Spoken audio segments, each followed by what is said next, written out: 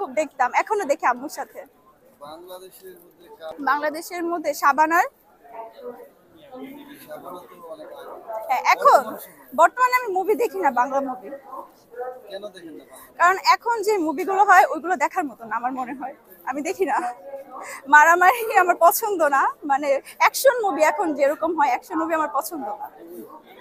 বললাম না আমি যে আমার ইমোশনাল মুভি পছন্দ, তো আগে যে মুভিগুলো ছিল তো ওদের মুভিগুলো ইমোশনাল ছিল, দেখলে খুব ভালো লাগতো।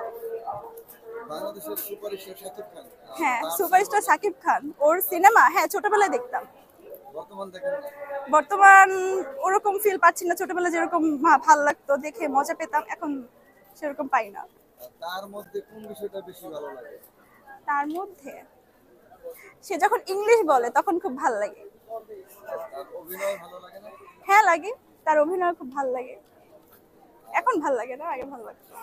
সাবেক স্ত্রী তার শাকিব খানের সাবেক স্ত্রী আর অপু বিশ্বাস, এই দুই জনের মধ্যে কাকে বেশি ভালো লাগে? নাম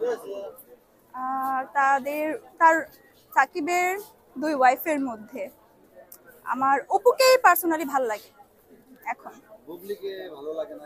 বুবলিকে ভালো লাগে না, ওই যে আমি মেয়ে, কারণ আমি সহ্য করবো না আমার প্রিয় মানুষকে আরেকজন নিয়ে যাক। অপু বিশ্বাস বুবলির মধ্যে অভিনয় কার বেশি ভালো লাগে? আমি অপু বিশ্বাসের অভিনয়টা বলবো, কারণ আমার বুবলির অভিনয় দেখা হয়নি, ওর কোনো মুভি দেখা হয়নি। বাংলাদেশের আর অন্য কোনো সিনেমা এখন আপনি দেখেন না? বাংলাদেশের মুভি অন্য কোনো না দেখা হয়নি এখন পর্যন্ত। কত সাল, আমি মনে হয় আপনার 15-16 সাল থেকে আমি বাংলা কোনো মুভি দেখি না।